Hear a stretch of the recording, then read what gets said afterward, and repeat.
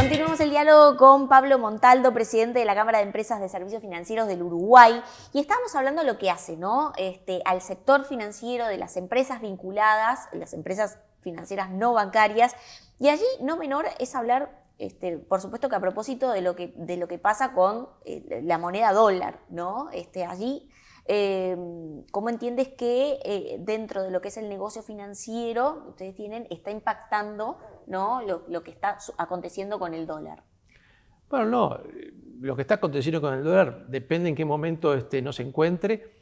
Lo que ha pasado con el dólar a lo largo del año 2025 fue que el dólar bajó todo el año. El año 2026, hasta que empezaron los eventos en Medio Oriente, también había tenido una baja. Y bueno, eso en lo que es el negocio nuestro, eso no tiene mucha incidencia, porque nosotros compramos y vendemos dólares, y bueno, el dólar a lo que esté en el momento. La baja del dólar, primero que es un fenómeno mundial. Estados Unidos ha emitido muchos dólares y bueno, el dólar se depreció a nivel mundial, en general en prácticamente todos los países fuera de Estados Unidos. Y en Uruguay también se depreció más o menos lo mismo que se depreció en Brasil, o sea, no es un fenómeno exclusivo de Uruguay. ¿No? Eso tiene otras consecuencias para la competitividad de Uruguay, pero eso es un tema, a nosotros eso en realidad no nos afecta demasiado. Hay que manejar, cada empresa tiene que manejar sus activos y pasivos en dólares para que eso no te genere una diferencia de cambio en contra, pero bueno, es un ejercicio que estamos acostumbrados a hacer desde hace muchos años. El otro tema es si eso impacta sobre la competitividad del país, que es otra discusión que, bueno, es mucho más grande, ¿no? Ya vamos a ir a eso, ¿no? Te voy a hacer una pregunta antes de eso, de manual. ¿No? De esas preguntas que a veces, no sé si se hacen tanto, pero que a veces están buenas. ¿Dónde está la ganancia neta, ¿no? de una empresa, por ejemplo, una casa de cambio, ¿no? ¿Cómo opera? ¿Compra dólares? ¿A quién se lo pueden comprar entre empresas? ¿Al Banco Central? ¿Y dónde está esa ganancia, ese margen? Bueno, la ganancia de la casa de cambio está en la diferencia entre la compra y la venta. Nosotros hay un mercado, el dólar en el mercado vale, yo qué sé, 39, por decir una cifra. Sí. Más o menos lo que está valiendo ahora.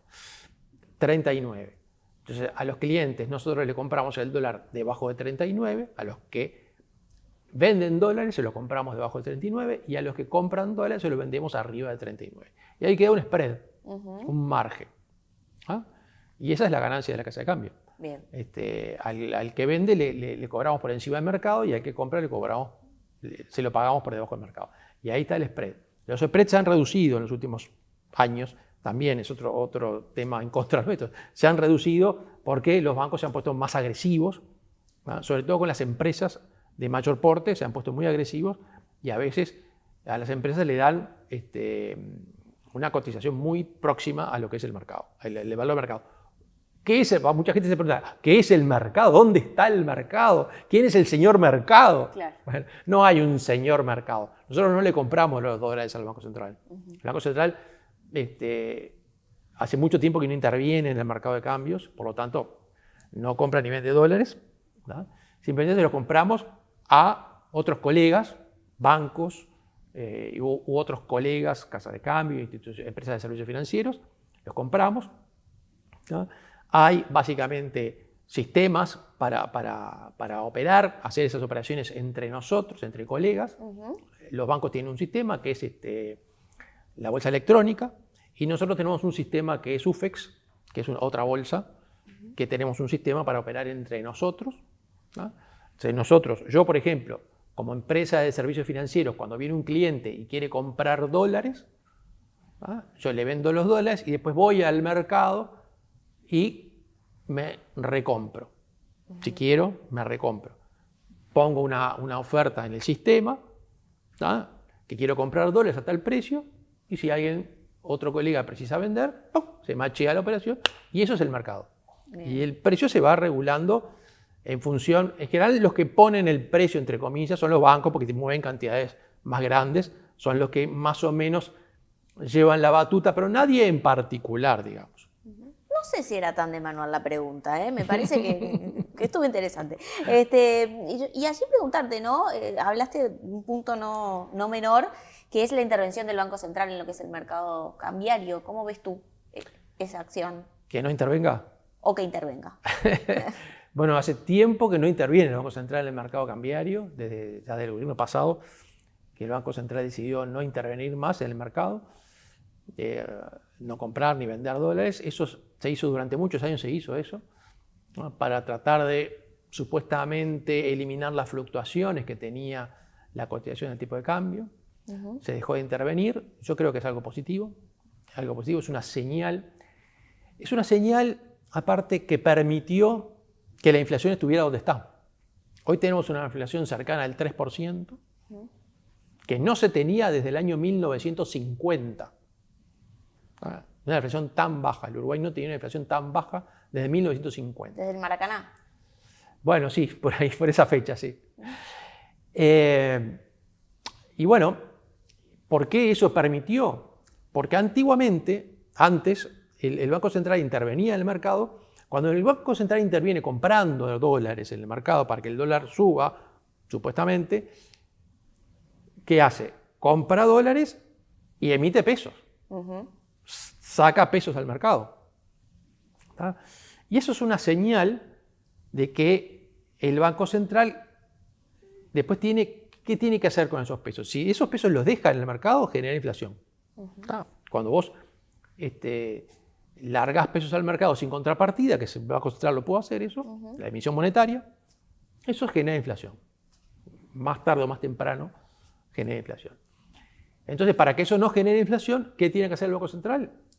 Absorber esos pesos emitiendo letras de regulación monetaria, pagando una tasa atractiva.